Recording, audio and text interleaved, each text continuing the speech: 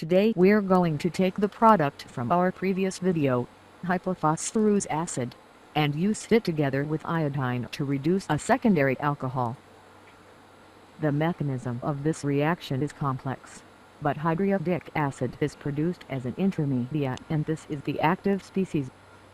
The secondary alcohol we're going to use is mandelic acid, also prepared in one of our previous videos. We weighed out 10 grams of mandelic acid crystals as you can see here. For details about how to synthesize mandelic acid, check out our other video linked here.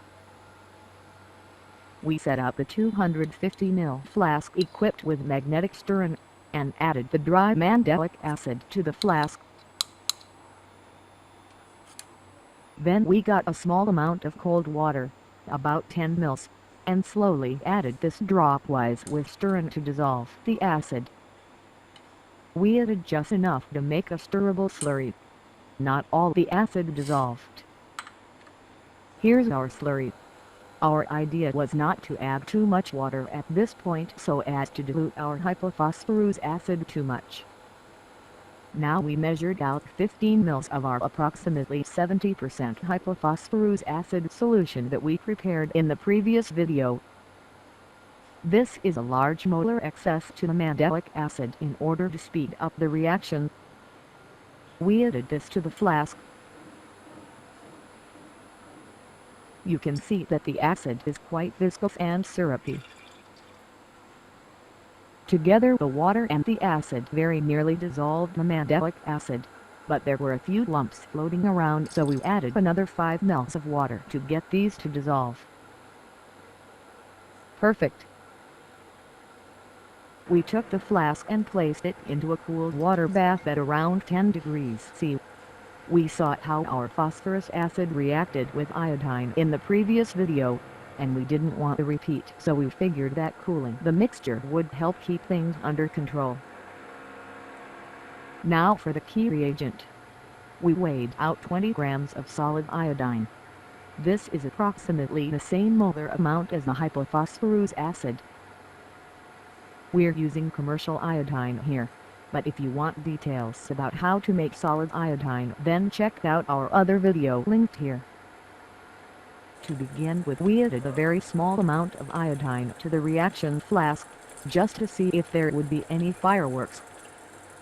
With stirring on, the iodine mixed around in the solution and the mixture turned a yellow color. But no rapid reaction. So we continued adding the solid iodine slowly to the mixture, and we started to see it dissolving and forming a brown color. And after a few minutes the brown color disappeared again to leave the yellow solution with the iodine dissolved completely.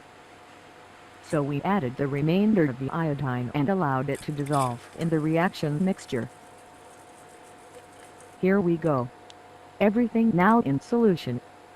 What has now happened is that the iodine has been reduced to hydriodic acid, which is now dissolved in the aqueous reaction mixture. We removed the water bath and placed the flask on a hot plate. We attached the reflux condenser circulating cold water and began to heat the flask to reflux temperature. And then we left the reaction flask gently refluxing for 3 hours on the hot plate. Over 3 hours not a lot happened, but there was a strange sulfurous eggy-type aroma coming from the condenser. The reaction mixture became a slightly more pale yellow. Here we are after 3 hours. At this point we took the flask off the heat and allowed to cool before dismantling the apparatus. As the flask cooled down the contents solidified into a crystalline mass as you can see. This was fairly easy to break up however using a spatula. So we got the contents of the flask into a center and filtered using vacuum to drive off all the liquid, and then washed with a small amount of ice-cold water. The water wash removed the yellow color of the crystal. Here's our first batch of product. 5.3 grams of phenylacetic acid crystals. They have a flaky appearance and a beautiful iridescence when light shines on them, a little bit like mother of pearl. The compound has an acacia aroma a bit like a rich sweet honey. Well, this is not bad, but we figured we could probably get some more product out of the filtrate. So we poured it into a separating funnel. And then measured out 25 ml of dichloromethane, which we added to the funnel to dissolve out any residual product. After a good shake, the layers separated nicely, with the top layer being our organic solvent.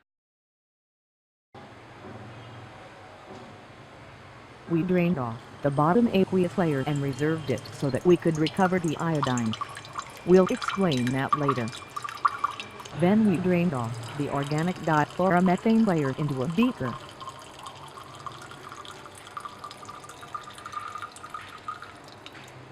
And placed this on a hot plate to evaporate the solvent. The result was a syrupy liquid which crystallized as it cooled down. We filtered the crystals and again used a little water to wash them as well as we could. And here's our second batch of product. 1.5 grams of phenylacetic acid. Although not as pure as the first batch, as the crystals are less well formed and slightly discolored. Altogether that's 6.8 grams of product, which is a 76% yield on starting mandelic acid. We're impressed with this reaction and surprised it works so well compared to the traditional red phosphorus method. It's one to remember. The crystals of our product are certainly very beautiful. To recover the iodine is very simple. Take the yellow aqueous layer from the DCM extraction we did. Now make up a solution of ammonium persulfate in water. Use an equal molar amount to the starting iodine. Now add the aqueous solution from the reaction to this. The iodide in the solution will be oxidized to solid iodine, which can be filtered off. Check out our other video for full information on this. Thanks for watching. We'll leave you with a video of the phenylacetic acid in our second batch crystallizing. Stay tuned.